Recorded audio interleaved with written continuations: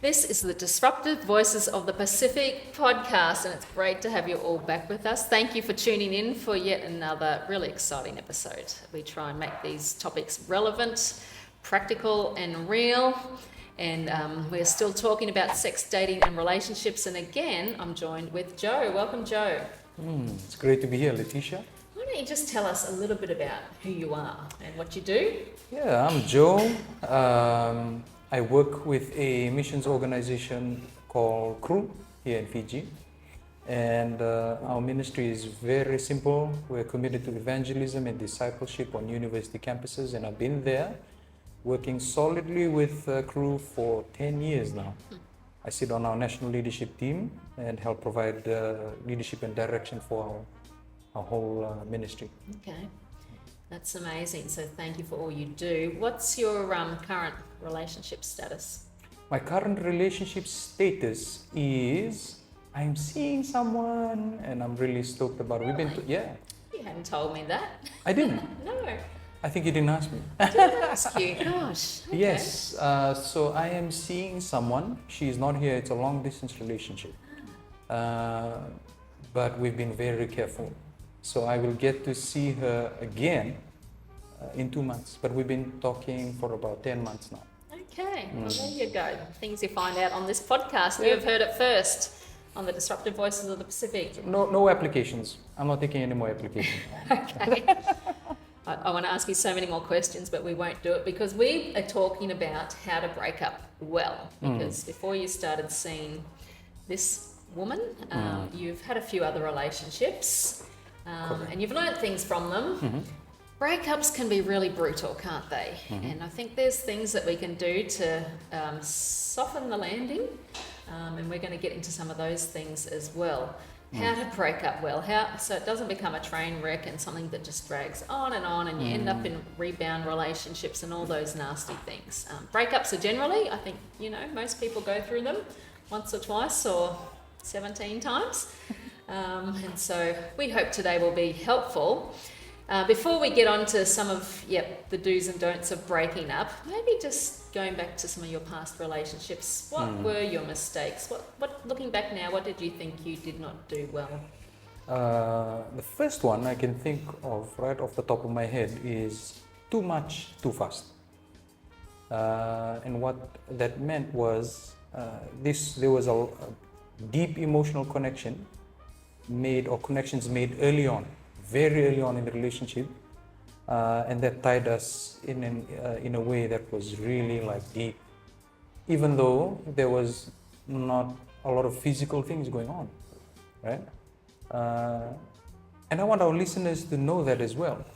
You don't actually have to be physically involved or be having sex with someone to be emotionally connected deeply. You don't have to. Words have, especially for men and women mostly, words have a deep impact on their person. So I would say that was the first one. First mistake I did was we connected too deep, too much, too fast. Yep. So the value in just taking it slow really helps you to kind of, because part of dating is to find out, is this the person that I want to be with for the rest of my life? We're not mucking around with people, it's not experiments. But so just when you get in too deep too fast, it's hard to really see and think correctly at times, isn't it? Yeah. That's correct. Yeah. When you're in that space, Letitia, it's almost like you have veils over your eyes. You can't see clearly. Got lampshades on because the emotion, I'd like to think of it as emotional ecstasy. There's so much good feelings going on. There's so many good things, but it's just too deep and too quick. Right? Later on, I realized that it was too much to handle for the duration of the relationship, and as early as we were into it. That's just a whole lot to handle. Yep, no, it is. Okay, you've had two other points. What were the other? Yeah, the other two was, the second was being unprepared, and so I just wasn't in a place to be able to set direction, like as a kingdom man. I'm thinking at that time I was aspiring to be a good Christian man, a kingdom man, and the kingdom man is prepared to set direction and lead a woman in love. So I think I did have one box ticked, which was I was dating to be married. We don't date just to date. Like, we're kingdom men are looking to be married. Made a lot of mistakes along the way, but I realized that I was unprepared to lead this woman in love.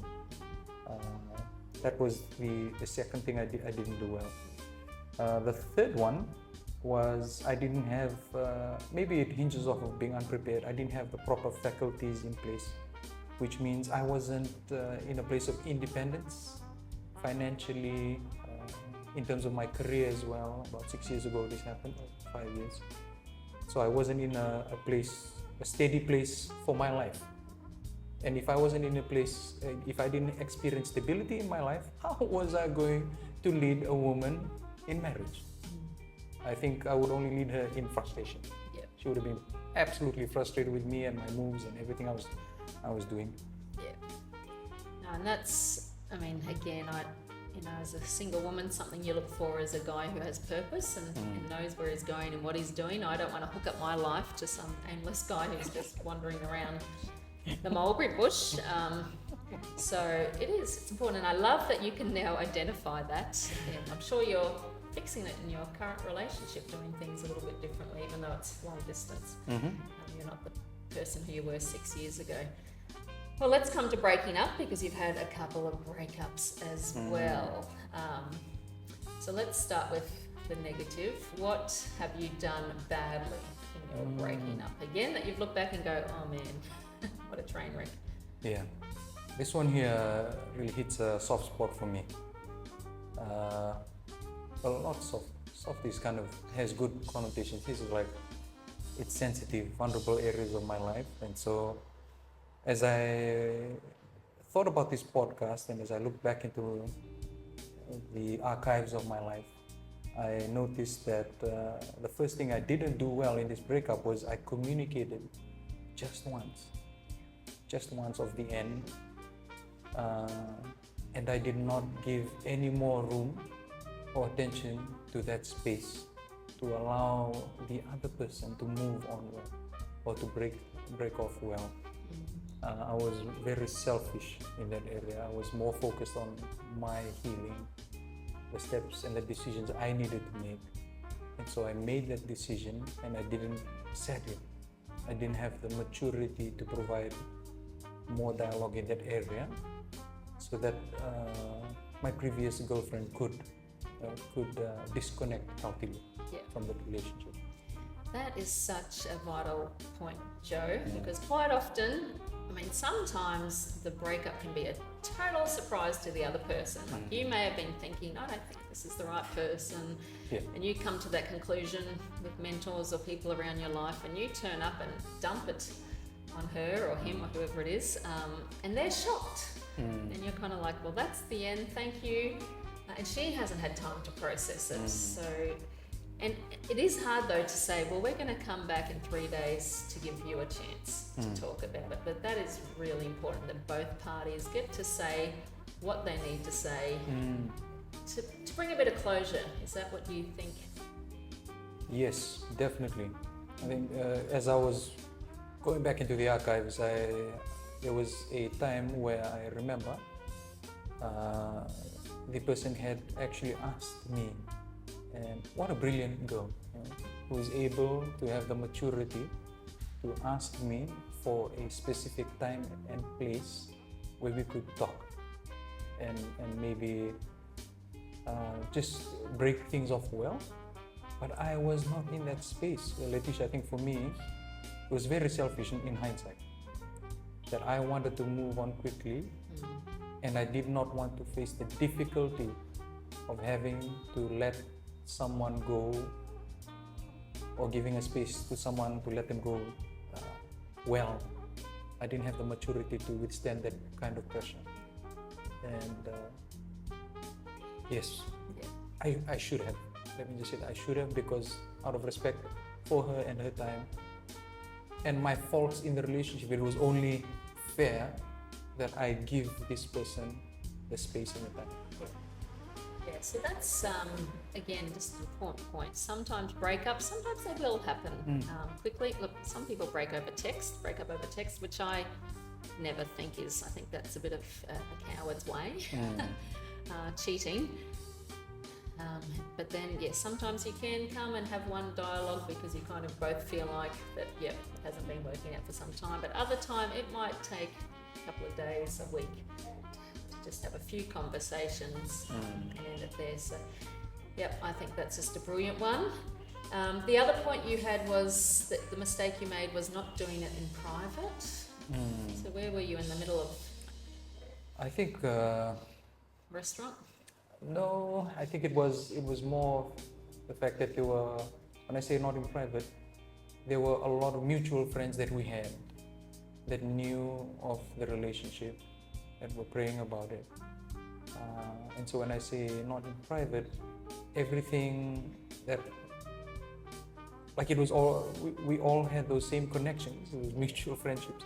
And so as I dropped the bomb, it spread, everyone found out really quickly. So it wasn't like a private thing because I had told people quickly within the same circles. So that was a very hurtful thing for her to realize that our friends, our mutual friends, already knew of the breakup before she even had time to process it and work it through with the same mutual friends that we had. So it's not wise to break up and then walk out the door and change your relation status on your Facebook page. You should wait a bit. I don't. It's so funny.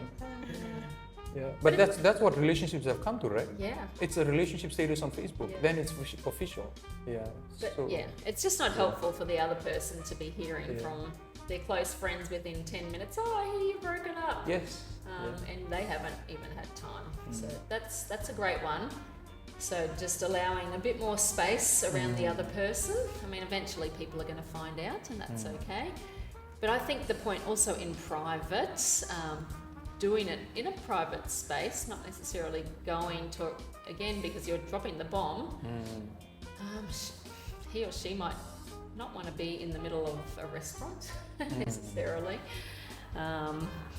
Or a church, or at the end of church or something like that. I think having some type of private space where, especially if the other person's going to cry and look physically upset, the time and the place is really important as well. The other thing you talked about, the other mistake was that you talked about the issue was just being your issues, bringing up your issues, not her issues. Yes. Yeah. So I put here. These are some of the things that I didn't do well. Was I think I did not explain enough the reasons behind the breakup, which left them in limbo because they weren't sure what to think of the decision I had made. They were like, "What?" It seems so, like from their perspective, things didn't seem so negative. Things didn't seem like it was on the rocks. The relationship wasn't working. And so when I made the decision, I didn't explain enough why I made the decision. And in so many ways, that would make a person reflect on themselves, right? Like this is what eats me up, and I think back of my past life is that it really did affect them, and I've had to even grieve that, understand the severe damage I have had on these women in my life. But coming back to the point, I did not give them a reasonable explanation. There wasn't enough of a dialogue for them to accept, and also for them to see that it wasn't them. I think a lot of times, especially if someone's gonna drop the bomb the way I did, a woman is naturally going to think that there was an issue with them. So sad. But it wasn't. Sometimes there is an issue with the other person too, so not being I think we've got to be honest. Like, I don't like your drinking habits, or I've noticed that you're watching porn, those types of things. I want to say too, because one of my big pet hates is when people just spiritualize it and say, God told me to break up with you, and they don't really. Maybe God did, but I still think there's going to be some natural circumstances. I call that spiritual bypassing, where we spiritualize it all. We come with our scriptures and our God said it all, but it's not always helpful. No.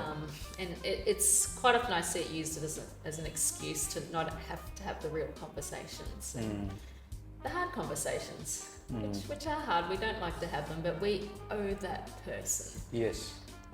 And as one of a guy that I listen to, his podcasts, he says, you're ready to date when you're going to leave that person in a better condition than what you found them.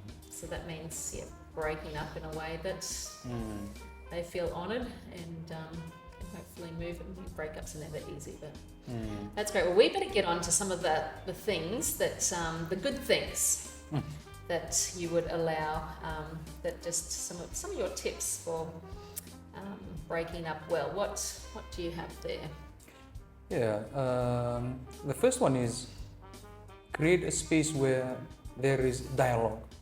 You need to have that space where both of you, like if I could do this better, if I could go back and do it better, I would have made space. And I would have prayed. I pray right now that I would have had the courage to do that, because as you said, Letitia, you owe that person. You've taken their time, you've moved them emotionally, you've had deep emotional connection with them.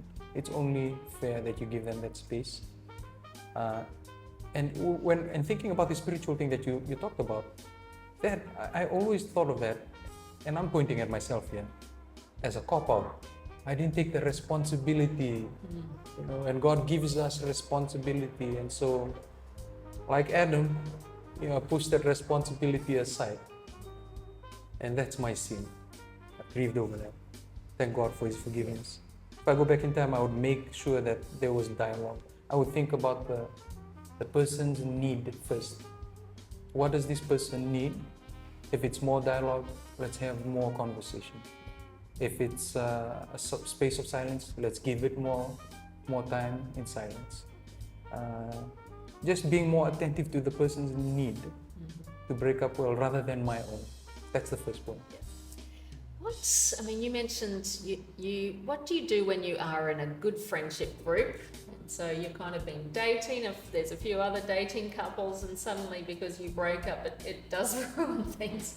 Doesn't it? Ruins what you've had, especially if you've been dating for some time. What do you do? Because you can't just carry on as friends. Got any wisdom for that? Man, that's a difficult one, Letitia. That's a difficult one. Because in one of the two scenarios, we have had mutual friends. We have mutual friends. So what's helped, I think, for me was to limit, I think, my involvement in that space where all of us used to be involved. I've even made decisions to leave other spaces where I would be reminded of the person or see them frequently. And these are difficult decisions because it means letting go of other things that you also enjoy within that space. Exactly. But if you're attentive to your emotional need to heal, these are some of the difficult decisions you have to make, because you will not move on appropriately if you're constantly seeing the person that you have feelings for, that you had shared life with in a very special way at some point previously in your life. So those are some of the difficult decisions, Letitia. Like if you have, say, mutual friends, you've got to draw some boundaries to allow yourself to heal. Especially, and it might just be initially, for weeks or months until you can see that person and not be triggered or burst out crying, or hope that you get back together. So it might just be for a time, or it might be that you actually do have to go and. I've heard of people who've actually had to change churches or do things just because of maybe it had been a long time, or even you're engaged. Yeah. So it's hard. The other thing I wanted to bring up too was don't break up at one of the places you used to go and kiss. Like a place that has all these, I mean, this is just simple stuff. So like, don't go to that lookout or, you know, that mountain that you always climb together to break up, because that will, have a whole bunch of memories there as well. Yes, that's a big no-no, because you've shared a special moment together in a special place. And for all our listeners, please, I hope you're not making up before you. Oh, look. But it is what it is. Yeah, it is what it is. But yeah, you don't want to do that. Another thing I think, Letitia, is really important here is that for certain places where you did share memories, maybe they weren't physical ones like that, but you have to make new ones if you have no choice. Like if you have certain spaces where you shared, you have to make new ones. And that's part of being brave, you know, to face the space that you were in once again and create new memories. And I had to do that once again. I had to do that actually in the last 2 years. I visited a specific place, specific people, because I knew that there was a lot of hurt that was still there, and I had to make new memories. And I remember back on visiting this place, there was tears on the train. Visiting the people, there were tears there. Coming back home, there was tears again, but it was tears of joy and release that I was able to let go of this person in a healthy way. Praise God for that. Yeah, that's it, and it takes time, doesn't it? We are going to record another podcast on how to move on. So, you know, we've kind of talked today how to break up well, good dialogue, maybe you need a couple of conversations, giving privacy, but doing it in private, not going back to those romantic places, taking responsibility. You've just really given some great wisdom, but then we're going to talk about moving forward, how to rebuild your life, because it can really take a lot of time. So thank you, Joe. You've been amazing, and maybe we might get a bit more information about this mystery woman on the next podcast as well. Thank you for tuning in. Again, would love to hear your tips on how to break up well, because I think it's really important, because hopefully we will find the right person eventually, but you don't want to take your baggage from the past into the future. So let's do things well for God's kingdom and his glory. Thank you.